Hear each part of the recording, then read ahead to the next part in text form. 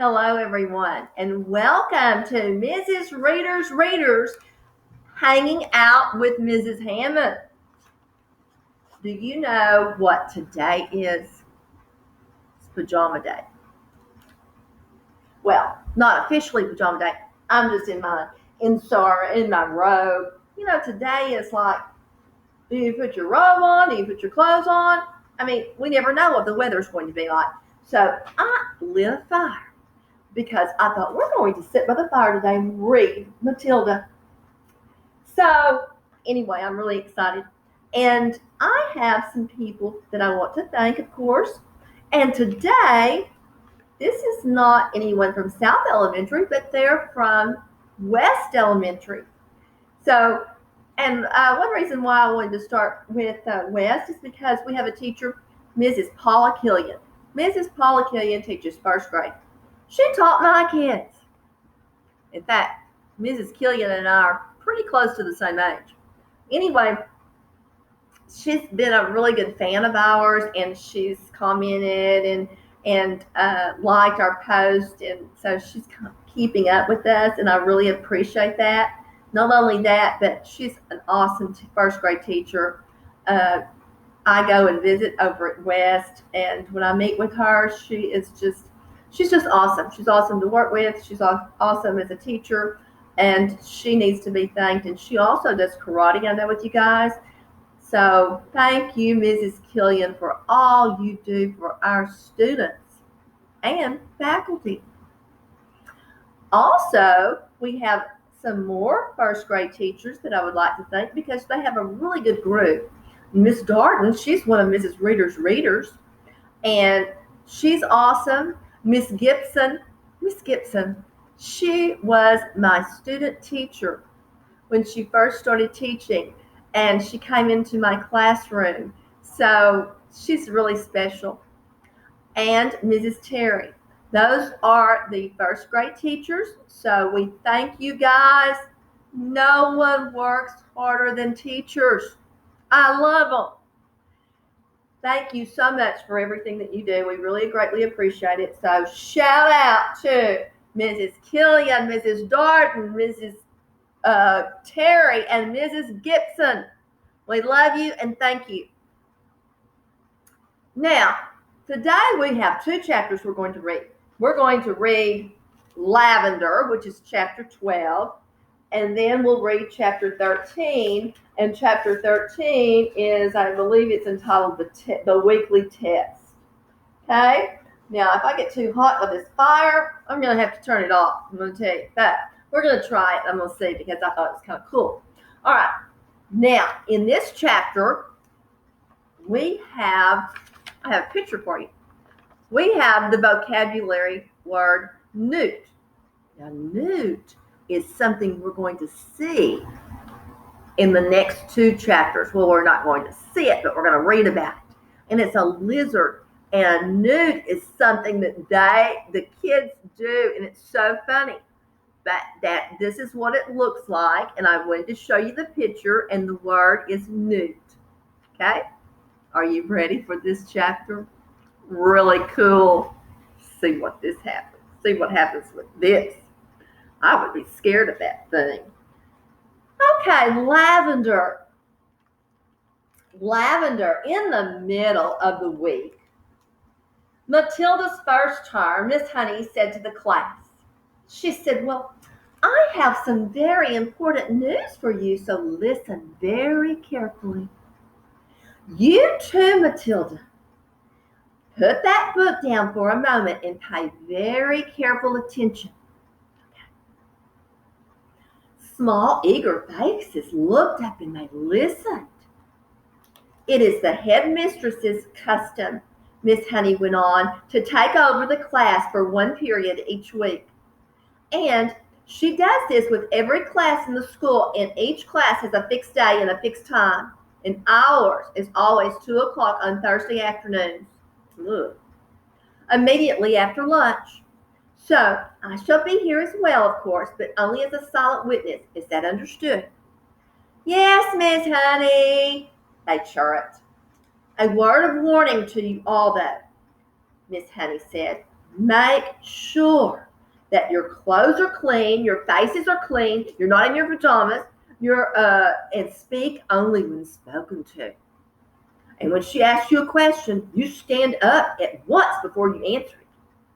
Never argue with her. Never answer back. Never try to be funny. And if you do, you will make her angry. And when that headmistress gets angry, you better watch out. You can't say that again, Lavender murmured. You can say that again, Lavender murmured. I am quite sure, Miss Honey said, that she will be testing you on what you are meant to have learned this week, and which is your 2 times tables. So I strongly advise you to make sure that when you get home tonight that you go over that. Get your mother and your father to hear you on it, okay? And here's Mrs. Honey, and this is Mrs. Honey telling the students about Miss Trunchbull coming. What else will she test us on? Murmured someone asked. Spelling, Miss Honey, spelling she will. Try to remember everything that you have learned these last few days. And one more thing. A jug of water and a glass must always be on the table here when the headmistress comes in. She never takes a lesson without that. Now, who will be responsible for seeing that is there? I will, Lavender said. At once. Very well, Lavender, Miss Honey said. It will be your job to go to the kitchen and get the jug and fill it with water and to put it on the table with a clean, empty glass just before the lesson starts. Well, what if the jug's not in the kitchen? Lavender asked. Oh, there are a dozen headmistresses' jugs and glasses in the kitchen. I can promise you that, Miss Honey said. Now, they are all used all over the school. I won't forget, Lavender said. I promise I won't forget. Already, Lavender's scheming mind was going over the possibilities that this water jug might have opened up for her. She longed to do something truly heroic. Oh my goodness, she admired the older girl Hortensia to distraction for the daring deeds that she had performed in the school, and she also admired Matilda, who had sworn her to secrecy about the parrot job that she had brought off at home, and also the great hair oil switch which had bleached her father's hair. Oh, it was her turn now to become a heroine. If only she could come up with a brilliant plot. Well, on the way home from school that afternoon, she began to mull over the various possibilities when at last the germ of a brilliant idea hit her. She began to expand on it and lay her plans with the same kind of care that Duke of Wellington had done in the Battle of Waterloo. Admittedly, the enemy on the ocean was not Napoleon, but she would never have gotten anyone at Cruncham Hall to admit that the headmistress was a less formidable foe than the famous Frenchman.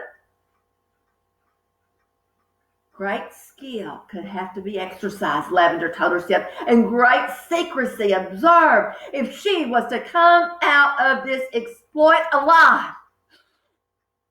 There was a muddy pond in the bottom of Lavender's garden,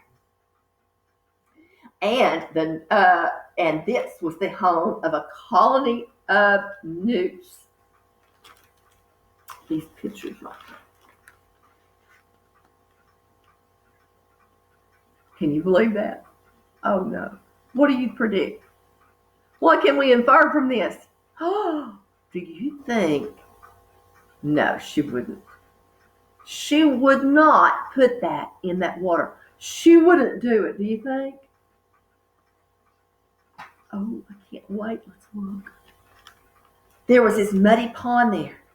And the newt, always fairly common in English ponds, is not often seen by ordinary people because it's shy and murky creature. It is an ordinary, incredibly ugly, gruesome little looking animal, rather like a baby crocodile. And it did look like a baby crocodile, but with a shorter head, and it is quite harmless actually, but doesn't look it.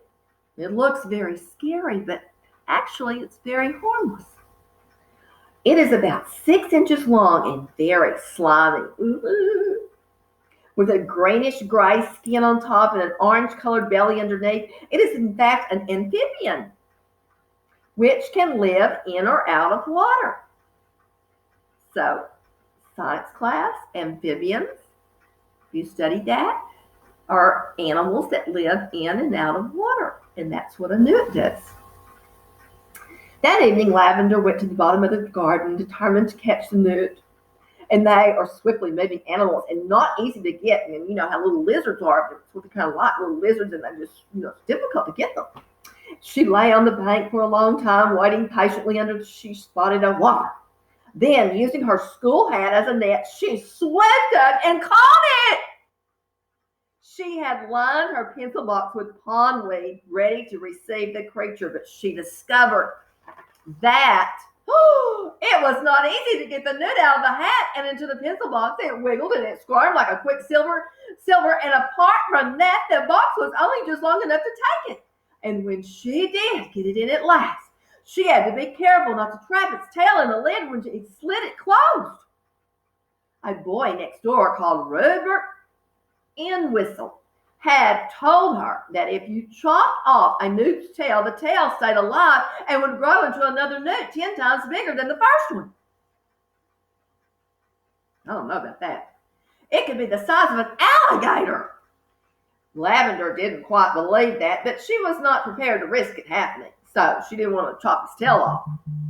Eventually, she managed to slide the lid of the pencil box right home, and the newt was hers. And then on second thought, she opened the lid just the tiniest fraction so that the creature could breathe. The next day, she carried her secret weapon to school in her satchel. She was tingling with excitement. Oh, she was longing to tell Matilda about her whole plan of battle. In fact, she wanted to tell the whole class, but she finally decided to tell nobody. It was better that way because then no one, even when put under the most severe torture, would be able to name her as the culprit. Lunchtime came today. It was the sausages and baked beans and Lavender's favorite, but she couldn't eat it.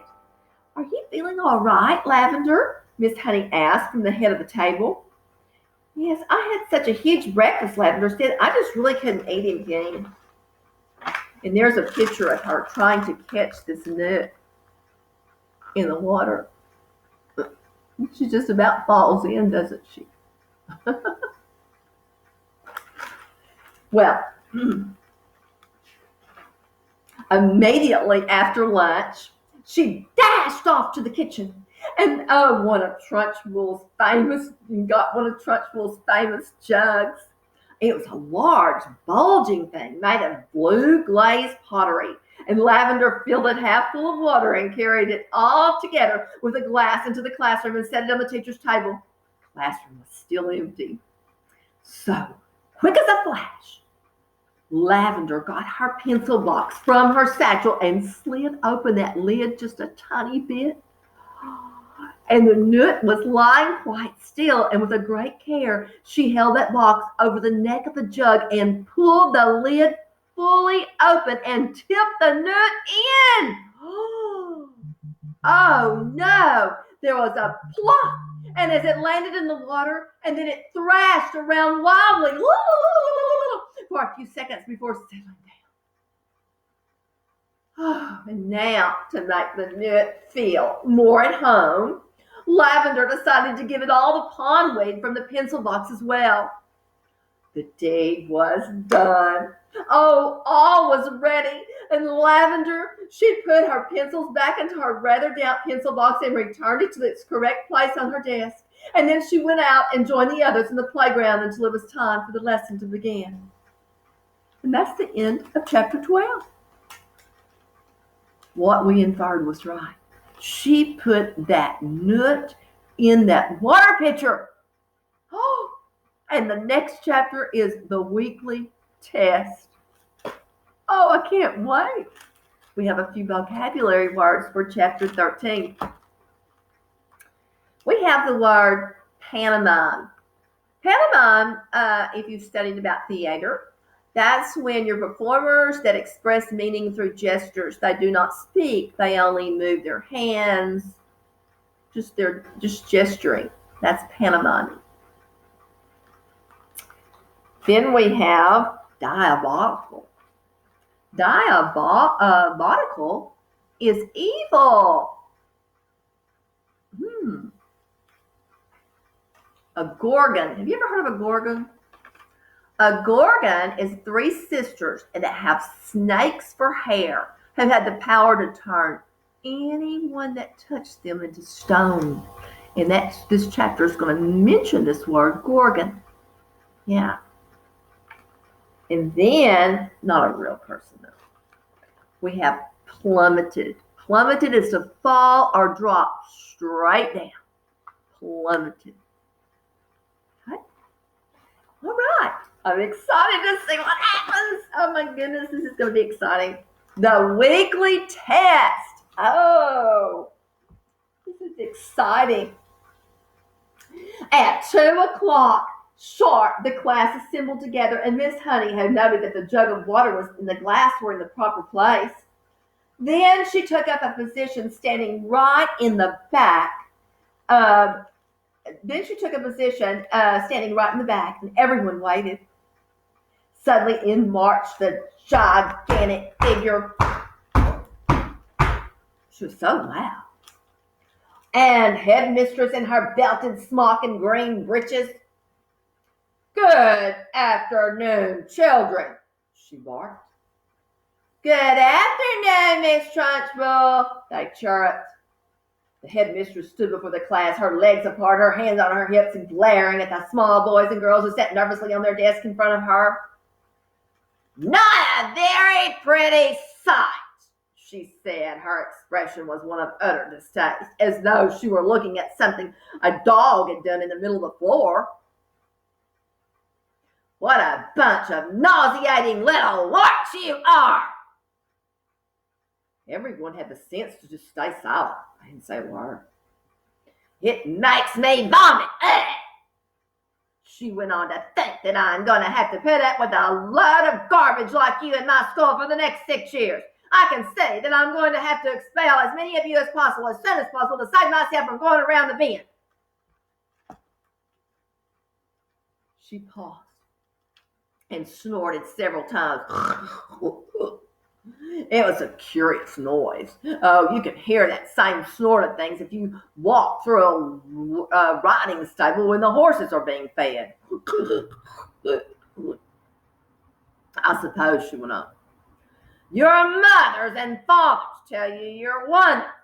Well, I am here to tell you the opposite. I am here to tell you you're better, believe me. Stand up, everyone. Ooh, they all got up quickly on their feet. Now, put your hands out in front of you. And as I walk past, I want you to turn them over so I can see if they are clean on both sides. Ooh, the Trunchbull began a slow march along the rows of desks, inspecting the hands. All went well until she came to a small boy in the second row. What's your name? She barked. Miguel, the boy said. Miguel what? Miguel Hicks, the boy cried. Miguel Hicks what? The Trunchbull bellowed. She bellowed so loud, she nearly blew the little chap out of the window. That's it, Miguel said, unless you want my middle name as well.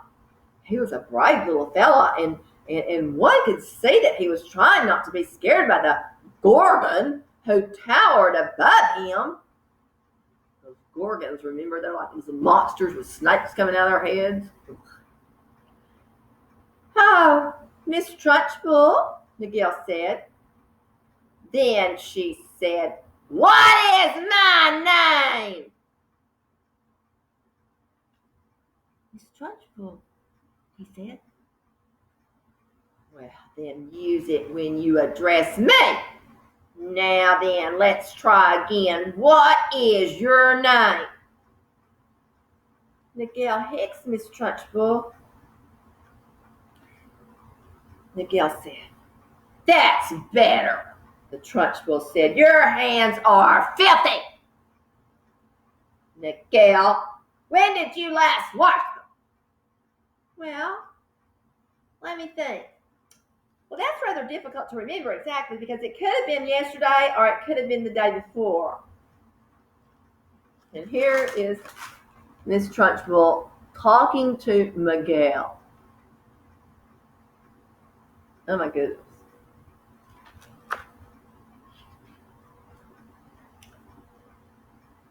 The Trunchbull's whole body and face seemed to swell up as though she was about being inflated by a bicycle pump. I knew it, she bellowed. I knew as soon as I saw you that you were nothing but a piece of filth. What is your father's job, a sewage worker?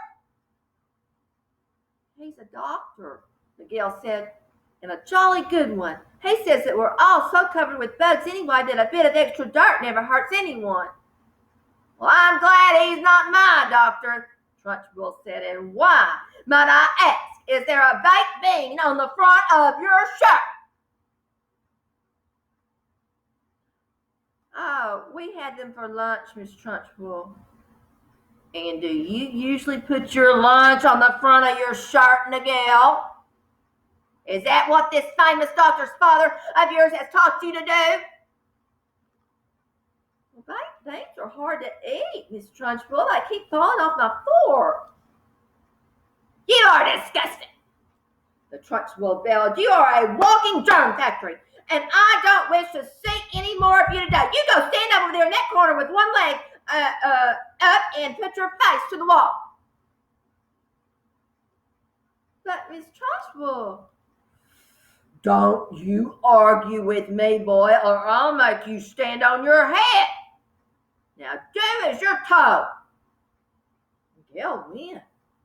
Now you stand where you are, boy, while I test you on your spelling to see if you've learned anything at all this past week. And don't you turn around when you talk to me. You keep your nasty little face to that wall now. You spell, now then, spell right. Which one, Miguel asked. The thing you do with the pen, or the one that means the opposite. I'm sorry. Which one, Miguel said? The thing you do with the pen, or the one that means the opposite of wrong? He happened to be an unusually bright little child, and his mother had worked very hard with him at home on spelling and reading.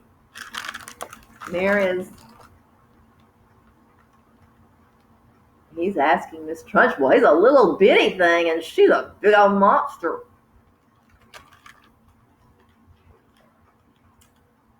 The one with the pen, you little dummy. Miguel spelled it correctly, which surprised the Trunchbull. She thought that she had given him a very tricky word, one that he wouldn't yet have learned, and she was pleased that he had succeeded. Then Miguel said, still bouncing on one leg and facing the wall, Miss Honey taught us how to spell a new word, a long word, yesterday. Oh, and what word was that? The Trunchbull asked. The softer her voice became, the greater the danger, but Miguel wasn't to know this. Difficulty, Miguel said. Everyone in the class can spell difficulty now. What nonsense, the Trunchbull said. You are not supposed to learn long words like that until you are at least 8 or 9 years old. And don't you try to tell me everybody in this class can spell that word. You are lying to me, Miguel. Well, test someone, Miguel said, taking an awful chance. Just test anyone you like. Trunchbull's dangerous, glittering eyes roved around the classroom. Oh, you, she said, pointing at a tiny and rather doubtful little girl called Prudence. Spell difficulty. Amazingly, Prudence spelled it correctly and without a moment's hesitation. Trunchbull was properly taken aback. Huh! She snorted.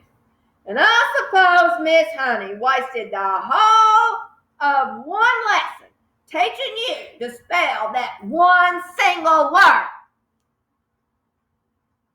Oh, no, she didn't, piped Miguel. Miss Honey taught it to us in 3 minutes, and we'll never forget it. She teaches us lots of words in 3 minutes. And what exactly is this magic method, Miss Honey? Asked the headmistress. Well, I'll show you, piped up the brave Miguel again, coming to Miss Honey's rescue. Can I put my other foot down and turn around, please, while I show you? You may do neither, snapped the Trunchbull. You stay as you are and show me just the same. Well, all right, said Miguel, wobbling crazily on one leg. Miss Honey gives us a little song about each word, and we sing it together, and we learn to spell it in no time. Would you like to hear the song about difficulty? I should be fascinated, the Trunchbull said in a voice dripping with sarcasm. Here it is, Miguel said. Mrs. D, Mrs. I, Mrs. FFI, Mrs. C, Mrs. U, Mrs. LTY. And that spells difficulty. Well, how perfectly ridiculous, snorted the Trunchbull. Why are all these women married? And anyway, you're not meant to teach poetry when you're teaching spelling. Cut it out in the future, Miss Honey. But it does teach them some of the harder words wonderfully well, Miss Honey murmured. Don't you argue with me, Miss Honey, the headmistress thundered. Just do as you're told. I shall now test the class on their multiplication tables to see if Miss Honey has taught you anything at all in the direction. Trunchbull had returned to her place in front of the class, and her diabolical gaze was moving slowly along the rows of tiny pupils.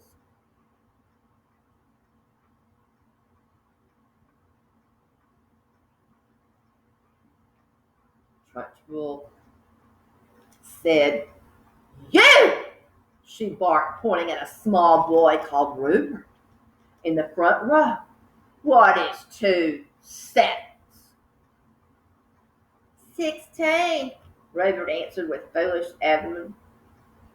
Trunchbull started advancing slowly, soft-footed upon Rupert in the manner of a tigress stalking a small deer.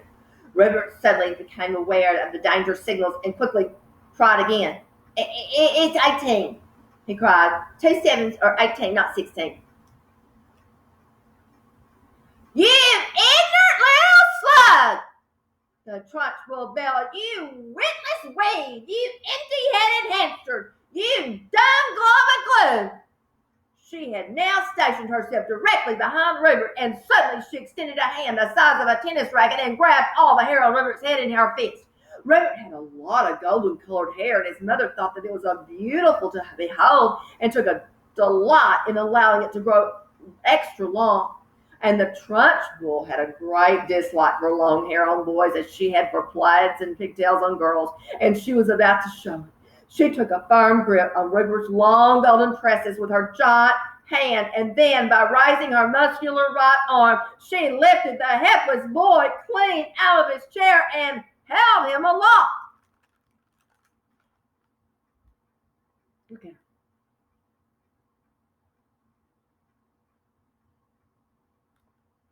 Oh my goodness. Rupert yelled. He twisted and squirmed and kicked the air. Went on yelling like a stuck pig. And Miss Trunchbull bellowed. And then 2 7s are 14. 2 7s are 14. I am not letting you go until you say it. And from the back of the class, Miss Honey cried out, Miss Trunchbull, please let him down. Oh, please let him down. You're hurting him. Oh, his hair might come out. Well, it might if he doesn't stop whipping, snorted the Trunchbull. You keep still, you little squirming worm. Well, it really was quite extraordinary sight to see this giant headmistress dangling this little small boy high in the air. Oh, I've never seen anything like it. And the boy spinning and twisting like something on the end of a string and shaking his head off. Say it, Bella the Trunchbull. Say 2 7s are 14. Hurry up now, or start jerking you up and down, and then your hair's really going to come out. And we'll have enough of it to stuff the sofa. Get on with it, boy. Say 2 7s are 14, and I'll let you go. 7s are 14. Cast the river.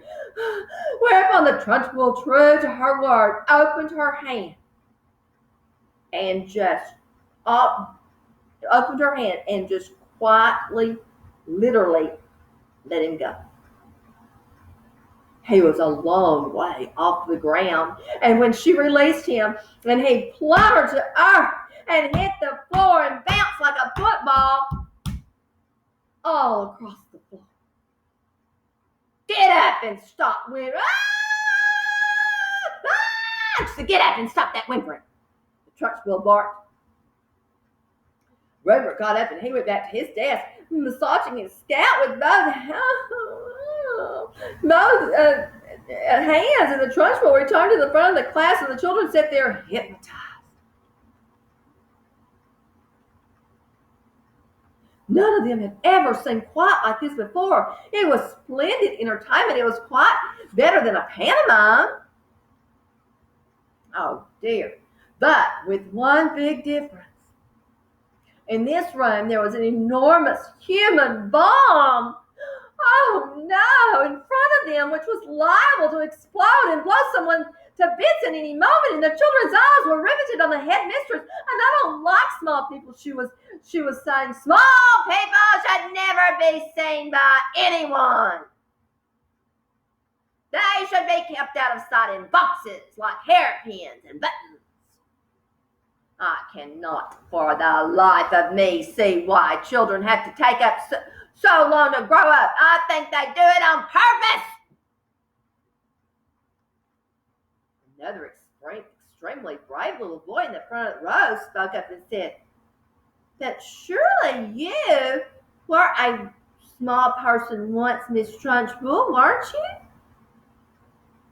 I was never a small person, she snapped. I have been large all my life, and I don't see why others can't be the same. But you must have started out as a baby, the boy said. Me, a baby? Shouted the Trunchbull. How dare you suggest such a thing? What is your name, boy? And stand up when you speak to me. The boy stood up. My name is Eric Ink, Miss Trunchbull said. Eric, what? Trunchbull shouted. Ink, the boy said. Don't be so dumb, boy. There's no such name. Well, look in the phone book, Eric said. You'll see my father there under Ink. Very well, then, Trunchbull said. You may be Ink, young man, but let me tell you something right now. Tell you one thing.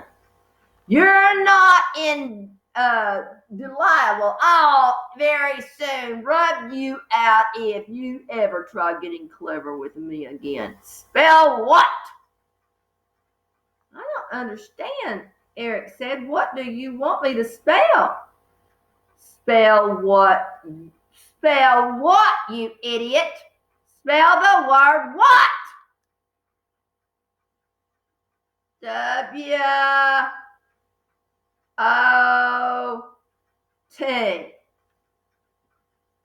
Eric said, answering too quickly. There was a nasty silence. I'll give you one more chance, the Trunchbull said. Not me. Oh, yes, I know, Eric said. It's got an H in it. W-H-O-T. It's easy. In 2 large strides, the Trunchbull was behind Eric's desk, and there she stood, a pillar of doom, towering over the helpless boy. Eric glared. He glared fearfully back over his shoulder at this monster. I was right, wasn't I?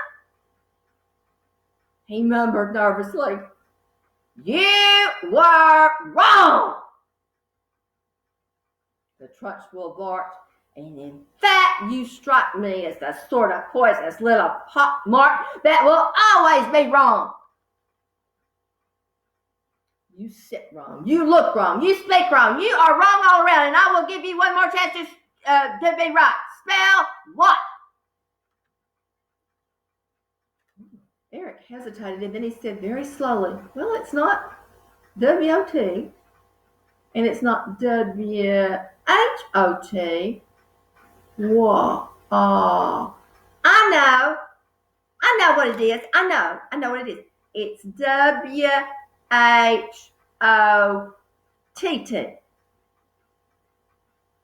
Standing behind Eric, the Trunchbull reached out, and she took hold of that boy's two ears, and one with each hand, pinching them between her forefingers and thumb. Ow! Eric cried. Ow, you're hurting me! I haven't started hurting you yet, the Trunchbull said briskly. And now, taking a firm grip on his two ears, she lifted him bodily out of his seat and held him aloft. Like Rupert before him, Eric squealed the house down. Ah!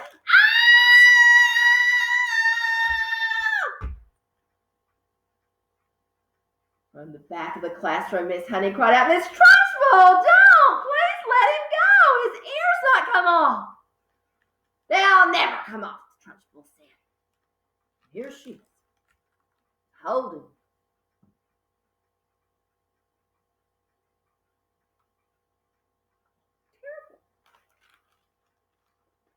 Told you these chapters were going to be good, didn't I? They are really good. Shouted back, I have discovered through long experiences, Miss Honey, that the ears of small boys are stuck very firmly to their heads. Let him go, Miss Trunchbull, please, begged Miss Honey. You could damage him, you really could. You could wrench them right off.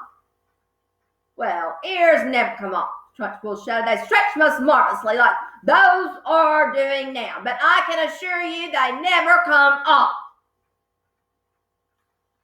Eric was squealing louder than ever and paddling the air with his legs. Matilda had never before seen a boy, or anyone else for that matter, held aloft by his ears alone like Miss Honey, and she felt sure that both ears were going to come off at any moment with all the weight that was on them.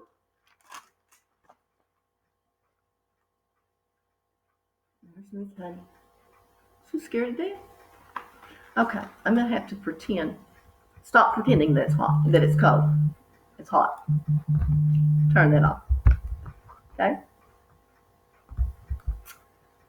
The Trunchbull was shouting the word.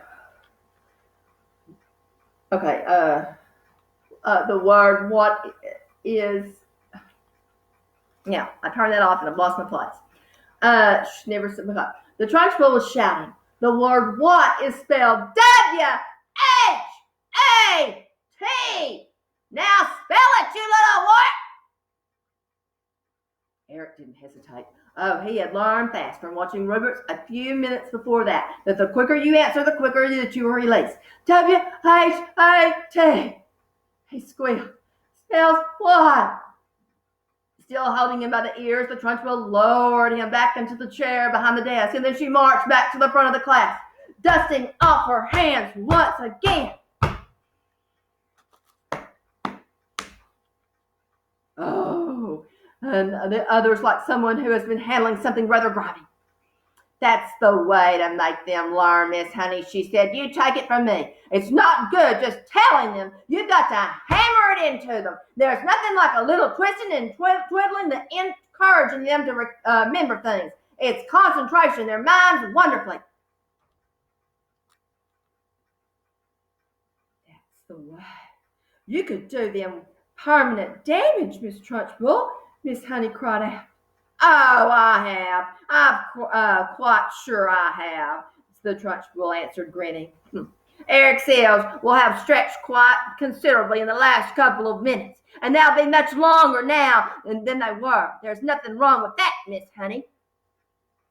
It'll give him an interesting pixie look for the rest of his life. But, Miss Trunchbull... Oh, do be quiet, Miss Honey. You're sweat as any of them. You can't cope in here when you can go and find a job in some cotton wool private school for rich brats. When you have been teaching for as long as I have, you'll realize it's no good at all being kind to these children. No good.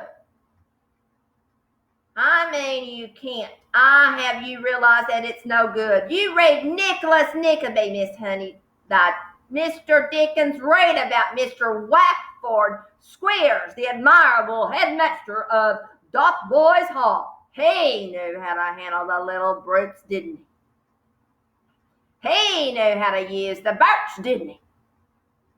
He kept their backside so warm that you could have fried eggs and bacon on them. And I tell you, a fine book that is.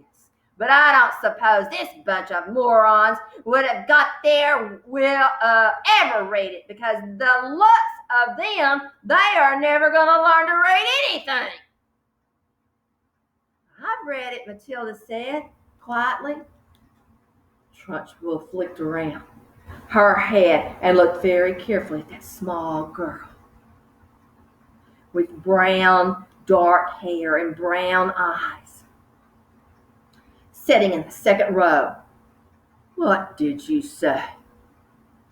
I said, I read it, Miss Trunchbull. Read what? Nicholas Nickleby, Miss Trunchbull. You are lying to me, the Trunchbull shouted, glaring at Matilda. I doubt there is a single child in this entire school has ever read that book, and here you are, an unhatched shrimp sitting in the lowest form that there is, trying to tell me a whopping great lie like that. What do you mean doing it? You must take me for a fool. Do you take me for a fool, child? Well, Matilda said, then she hesitated. She would like to have said, well, yes, I really jolly do, but that would have been suicide. Well, she said, again, still hesitating and still refusing to say no.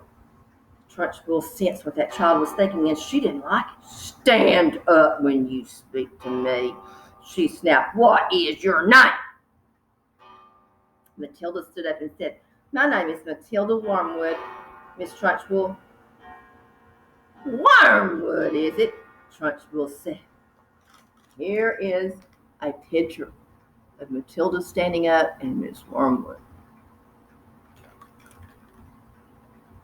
In that case, you must be the daughter of that man who owns Wormwood Motors. Yes, Miss Trunchbull. He's a crook. Trunchbull shouted. A week ago, he sold me a second-hand car that he said was almost new, and I thought he was a splendid fellow then. Oh, but this morning while I was driving that car through this village, the entire engine fell out on the road, and the whole thing was filled with sawdust. And the man's a thief and a robber, and I'll have his skin for sausages, you see, if I don't. He's clever at his business, Matilda said. Clever my foot, the Trunchbull shouted. Miss Honey, tell me that you are meant to be clever too. Well, I don't like clever people. They are all crooked. You are the most certainly crooked. Before I fell out with your father, he told me some very nasty stories about the way you behaved at home. But you'd better not try anything in this school, young lady. I shall be keeping a very careful eye on you from now on. You sit down and be quiet.